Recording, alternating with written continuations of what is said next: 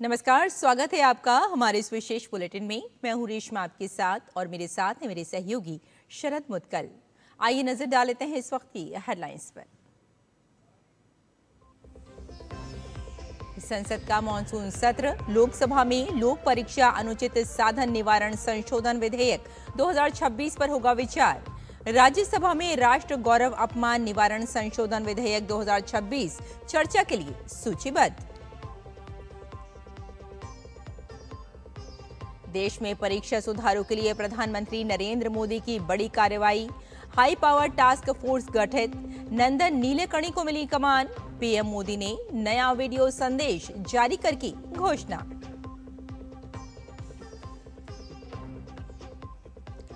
आज से देशव्यापी कलाम को सलाम की शुरुआत। पूर्व राष्ट्रपति डॉक्टर एपीजे अब्दुल कलाम की पुण्यतिथि पर भाजपा का विशेष अभियान। तमिलनाडु के रामेश्वरम से होगी शुरुआत।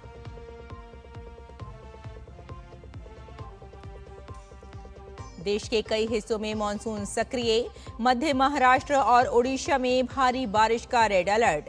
असम में बाढ़ की स्थिति में थोड़ा सुधार, राहत बचाव अभियान में आई तेजी।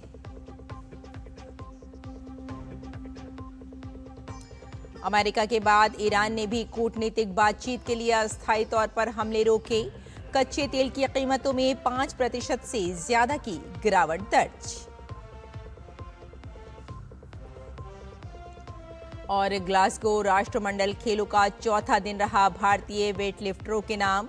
मीराबाई चानू ने हासिल की स्वर्णिम सफलता, वहीं राजा मुथुपांडी और ऋषिकांत सिंह ने दिलाया रजत पदक।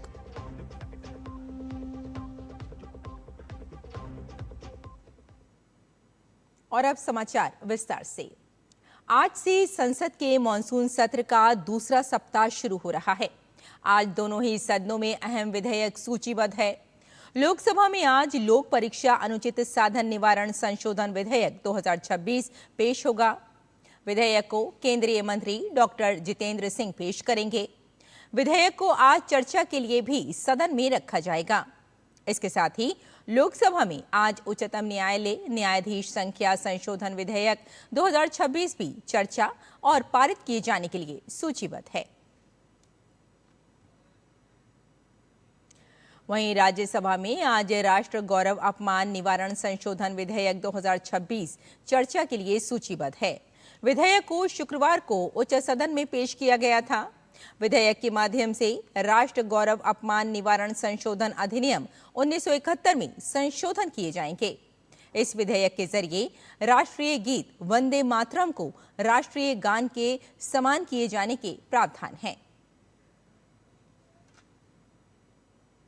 प्रधानमंत्री नरेंद्र मोदी ने देश की परीक्षा व्यवस्था को अधिक सुरक्षित, पारदर्शी और तकनीक आधारित बनाने की दिशा में बड़ा कदम उठाया है।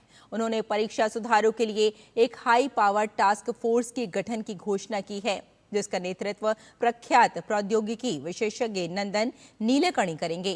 एक वीडियो संदेश में प्रधानमंत्री ने कहा कि ये टास्क फोर्स परीक्षा प्रणाली को और मजबूत बनाने पर काम करेगी। इसकी सिफारिशों के आधार पर भविष्य की परीक्षाओं की विश्वसनीयता सुनिश्चित करने के लिए जल्द आवश्यक कदम उठाए जाएंगे। टास्क फोर्स में पूर्व आईबी निदेशक तपन डेका, पूर्व इसरो अध्यक्ष doctor S Somnath, IIT Madras के निदेशक वी कामकोटी, पूर्व शिक्षा सचिव अनीता करवाल और लॉजिस्टिक्स विशेषज्ञ अमृतलाल मीणा भी शामिल हैं। प्रधानमंत्री ने दोहराया कि सरकार परीक्षाओं की निष्पक्षता बनाए रखने और करोड़ों विद्यार्थियों के भविष्य की रक्षा के लिए पूरी तरह प्रतिबद्ध है। प्रधानमंत्री नरेंद्र मोदी ने विकसित वाइब्रेंट विलेज प्रोग्राम 2026 के प्रतिभागियों से संवाद किया। पीएम वीडियो कॉन्फ्रेंसिंग के माध्यम से इस कार्यक्रम से जुड़े। विकसित वाइब्रेंट विलेज प्रोग्राम का उद्देश्य विकसित भारत की यात्रा में सीमावर्ती गांवों की सक्रिय भागीदारी सुनिश्चित करना है। 3 से 30 जून 2026 तक आयोजित विकसित वाइब्रेंट विलेज प्रोग्राम 2026 में 400 से अधिक युवा शामिल हुए। इनका चयन राष्ट्रव्यापी ऑनलाइन प्रश्नोत्तरी प्रतियोगिता के माध्यम से किया गया। इस प्रश्नोत्तरी प्रतियोगिता में 3 लाख से अधिक युवाओं ने भाग लिया।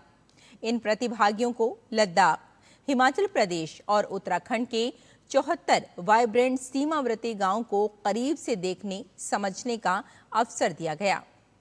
प्रतिभागियों ने वहां के सामाजिक, आर्थिक परिदृश्य, सांस्कृतिक विरासत और विकास संबंधी आकांक्षाओं का प्रत्यक्ष अनुभव प्राप्त किया।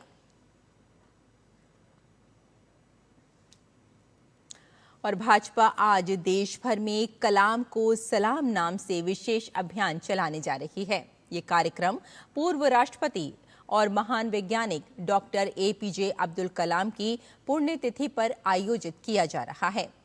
अभियान की शुरुआत तमिलनाडु के रामेश्वरम से होगी, जहां डॉक्टर कलाम के आवास से उनके स्मारक तक यूनिटी मार्च निकाला जाएगा।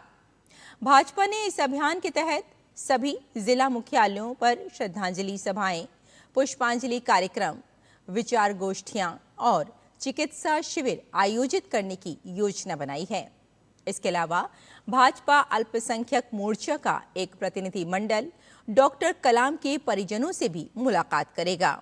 पार्टी का उद्देश्य डॉक्टर कलाम के विचारों और योगदान को समाज के अधिक से अधिक लोगों तक पहुंचाना है, जिसमें युवाओं को विकसित भारत के संकल्प से जोड़ने पर भी फोकस रहेगा। और केंद्रीय वित्त मंत्री निर्मला सीतारमण ने मुंबई के नरीमन पॉइंट स्थित नए आयकर भवन आयकर सिंधु का उद्घाटन किया।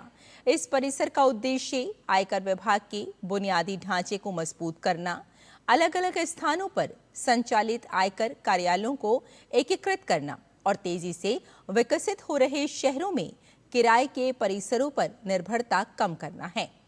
इस अवसर पर उन्होंने अधिकारियों से ईमानदारी, दक्षता और नागरिक केंद्रित कार्य प्रणाली के साथ अपनी जिम्मेदारियों का निर्वहन करने का आह्वान किया।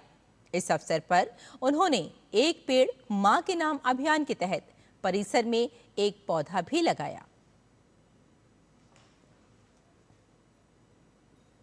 देश के कई हिस्सों में मानसून की रफ्तार तेज हो गई है, जिसके चलते मौसम विभाग ने कई राज्यों के लिए बेहद गंभीर चेतावनी जारी की है। मौसम विभाग ने आज मध्य महाराष्ट्र और उड़ीसा में भारी बारिश को देखते हुए रेड अलर्ट जारी किया है। बंगाल की खाड़ी में बने कम दबाव के क्षेत्र के और मजबूत होने से छत्तीसगढ़ समेत कई राज्यों में मूसलाधार बारिश की संभावना जताई गई है। वहीं कोंकण, गोवा, गुजरात और मध्य भारत के कई इलाकों में भी अगले कुछ दिनों तक तेज बारिश का अनुमान है। वहीं उत्तराखंड में भारी बारिश की चेतावनी को देखते हुए बागेश्वर जिले के कक्षा 1 से 12 तक के सभी स्कूलों और सभी आंगनवाड़ी केंद्रों में एक दिन की छुट्टी घोषित की गई है।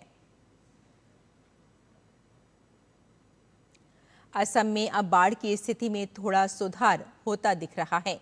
बारिश के थमने से बाढ़ प्रभावित ज्यादातर क्षेत्रों से अब जलस्तर घटने लगा है। खासतौर से चराईदेव, शिवसागर और जोरहाट जिलों में पानी का स्तर कम हुआ है, जिससे राहत कार्यों में तेजी आई है। प्रभावितों तक मदद पहुंचाने के लिए भारतीय वायुसेना जुटी है। जलस्तर घटने से एयर ड्रॉप पहले से अधिक सटीक हो गए हैं, जिससे ज्यादा लोगों तक मदद पहुंच रही है। अमेरिका और ईरान के संघर्ष के बीच शांति के आसार नजर आ रहे हैं। ईरान ने पश्चिम एशिया में अमेरिका के सहयोगी देशों पर जवाबी हमले रोक दिए हैं। वहीं अमेरिका ने भी रविवार को लगातार दूसरे दिन ईरान पर अपने हमले बंद रखे। अमेरिकी राष्ट्रपति डोनाल्ड ट्रंप के संयुक्त राष्ट्र में दूत ने कहा कि अमेरिकी सेना तैयार है, लेकिन राष्ट्रपति ट्रंप बातचीत के लिए कुछ समय देना चाहते हैं। और ग्लासगो राष्ट्रमंडल खेल में भारतीय एथलीटों का दमदार प्रदर्शन लगातार देखने को मिल रहा है। ओलंपिक पदक विजेता मीराबाई चानू का राष्ट्रमंडल खेलों में बेहतरीन प्रदर्शन एक बार फिर देखने को मिला। चानू ने 48 किलोग्राम भार वर्ग के मुकाबले में स्वर्ण पदक अपने नाम करने में सफलता हासिल की। वहीं भारतीय वेटलिफ्टर राजा मुथुपांडी ने पुरुषों के 65 किलोग्राम भार वर्ग में रजत पदक जीतकर देश को प्रतियोगिता का चौथा पदक दिलाया। मुथुपांडी ने पूरे मुकाबले में शानदार प्रदर्शन करते हुए कुल 286 किलोग्राम वजन उठाया और दूसरे स्थान पर रहे। राष्ट्रमंडल खेलों में पुरुषों के 60 किलोग्राम वर्ग में ऋषिकांत सिंह चोट के बावजूद रजत पदक जीतने में सफल रहे। घुटने की चोट के कारण वे स्वर्ण पदक की दौड़ में अपनी बढ़त बरकरार नहीं रख सके। मणिपुर के 28 वर्षीय भारोत्तोलक ने स्नैच में 121 किलोग्राम वजन उठाकर राष्ट्रमंडल खेलों के रिकॉर्ड में बराबरी हासिल की। तो हमारे इस विशेष बुलेटिन में फिलहाल इतना ही। मुझे और मेरी सहयोगी शरद मुदगल को यहीं अनुमति दें। नमस्कार।